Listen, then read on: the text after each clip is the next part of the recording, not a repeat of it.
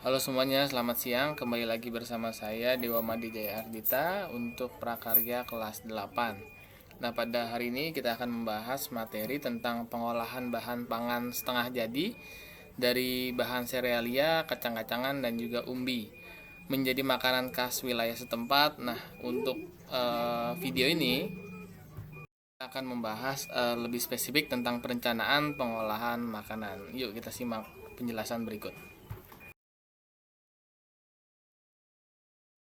Oke, selanjutnya untuk memulai suatu usaha, alangkah baiknya kita membuat roadmaps atau membuat gambaran terkait dengan rancangan produknya. Yang pertama itu ada tahap perencanaan. Kita tuh harus matang tahap perencanaan. Setelah matang, lalu kita lari ke tahap pelaksanaan atau proses pembuatan, tahap penyajian, pengemasan, dan terakhir adalah evaluasi. Untuk tahap perencanaan, di sini kita harus bisa mengidentifikasi kebutuhan, kita bisa menganalisis kebutuhan pasar itu seperti apa, barang-barang yang banyak digemari konsumen dan tidak ada di tempat kita itu apa, agar kita bisa kembangkan di lokasi yang dekat rumah kita.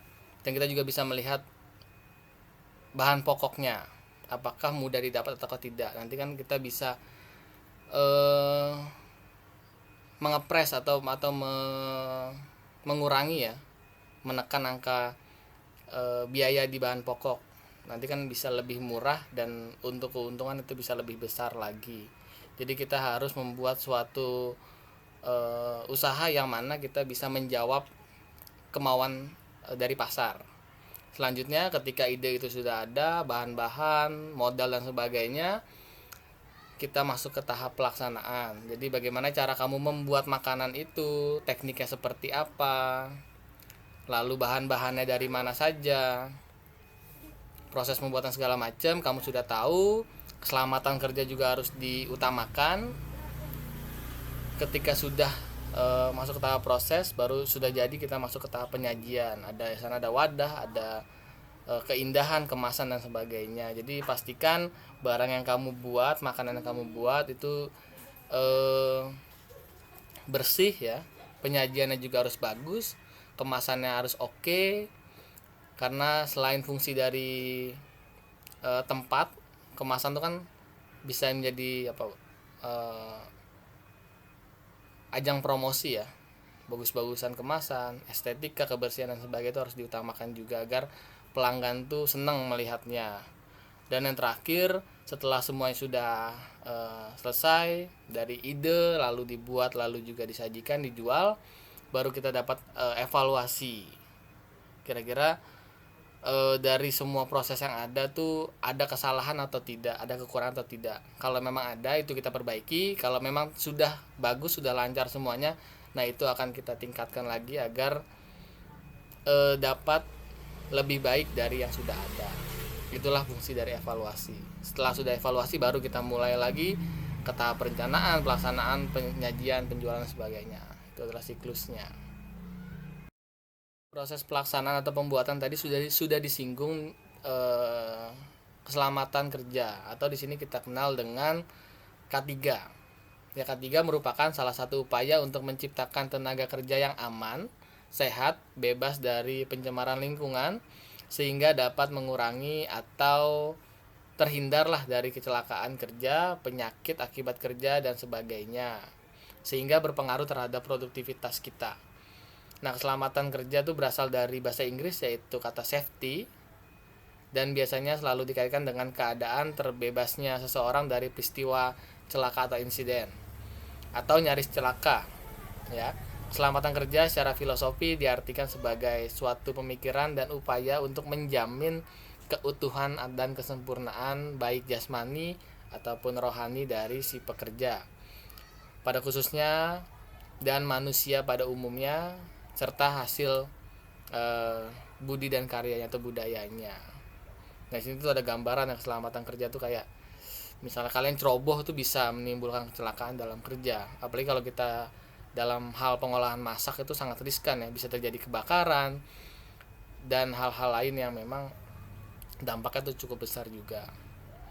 Jadi salah satu caranya untuk menjaga keselamatan kerja dalam hal pengolahan makanan Yang pertama tuh harus menggunakan celemek. Celemek tuh kayak baju ya, baju khusus memasak itu agar ketika tumpah ke bagian badan kita itu terhalang, agar itu juga bersih ya kan. Celemek itu adalah khusus untuk memasak dan posisinya memang dia ada di dapur. Lalu ikat rambut kamu agar tidak terjatuh pada makanan saat bekerja, karena ketika kamu membeli makanan dan di sana tuh ada rambut, biasanya ada orang yang sangat kesel sekali. Udah bayar mahal misal tapi ada rambut kan, kesana kotor. Jadi bagaimana caranya kamu bisa menjaga itu? Cuci tangan sebelum bekerja atau gunakan sarung tangan ketika berada di dapur. Hati-hati dalam bekerja, baik dalam penggunaan alat tajam ketika mematikan atau menghidupkan listrik, kompor gas, minyak tanah, ataupun barang yang mudah pecah belah. Itu harus hati-hati. Selanjutnya ada kebersihan tempat kerja tuh harus diutamakan. Pembersihan peralatan, alat-alat ya ketika sesudah ataupun sebelum memasak tuh harus dijaga. Bekerja sama teman tuh harus penting banget ya. Koordinasi, komunikasi itu penting ya. Jangan sampai ketika kita kerja tuh berantem, kesel-keselan atau saling iri, itu jangan sampai ada. Dan yang terakhir adalah matikan kompor tungku dengan baik saat selesai memasak. Jadi setelah semuanya selesai, pastikan semuanya dalam kondisi bersih, dalam kondisi mati semuanya ya, api-apinya tidak ada, jadi kamu bisa meninggalkan lokasi dengan aman dan nyaman. Selanjutnya dalam penyajian makanan ya, penyajian dan pengemasan tuh ada berapa hal yang memang harus dipikirkan ketika kita akan melakukan itu. Yang pertama adalah kombinasi warna. Jadi warna dalam makanan tuh kalau mungkin kita lihatnya sepele aja ya, tapi ternyata itu tidak ya. Jadi dari perpaduan warna, beragamnya warna tuh juga sangat menentukan makanan kita tuh dapat dilirik orang atau tidak.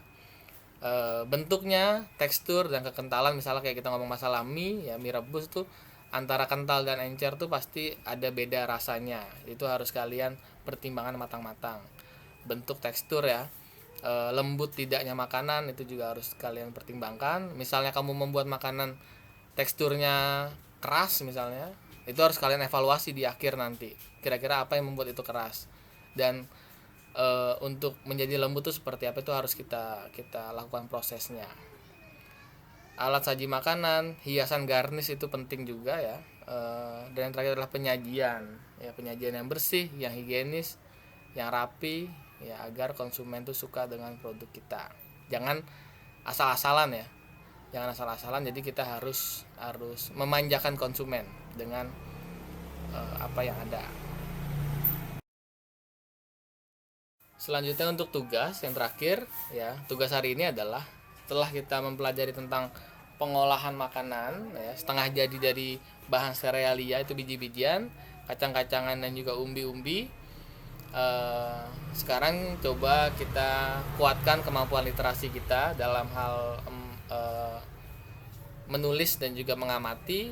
Yang pertama adalah coba kalian cari satu video tentang pengolahan makanan setengah jadi dari bahan serealia, kacang-kacangan dan umbi-umbian menjadi makanan khas Indonesia. Ini boleh kalian pilih mau yang kacang-kacangan, biji-bijian atau yang umbi. Contohnya tuh kayak pembuatan mie Aceh, pembuatan kerupuk gendar, pembuatan rengginang dan lain sebagainya. Itu bisa kamu ambil salah satu ini. Dan kemudian kamu tulis di buku tulis kalian, di buku latihan kalian, kamu tulis alat dan bahannya itu seperti apa saja, tekniknya itu bagaimana, serta proses pembuatannya seperti apa, itu bisa kalian tuliskan secara rinci di buku latihan kalian. Lalu nanti kamu upload di Google Classroom untuk tugas tanggal 4 bulan 5 tahun 2021 seperti itu. Oke, pembelajaran kali ini semoga apa yang saya sampaikan dapat membantu proses pembelajaran kalian dari rumah. Jangan lupa untuk subscribe channel Pondok Daun, terus juga like dan bagikan apabila kamu rasa ini bermanfaat, dan kamu bisa lihat video-video yang lain ya, karena di dalam channel itu ada banyak banget video yang bisa kamu jadi ilmu tambah buat kamu nantinya. Oke, terima kasih, sampai ketemu lagi di video pembelajaran selanjutnya. Bye semuanya.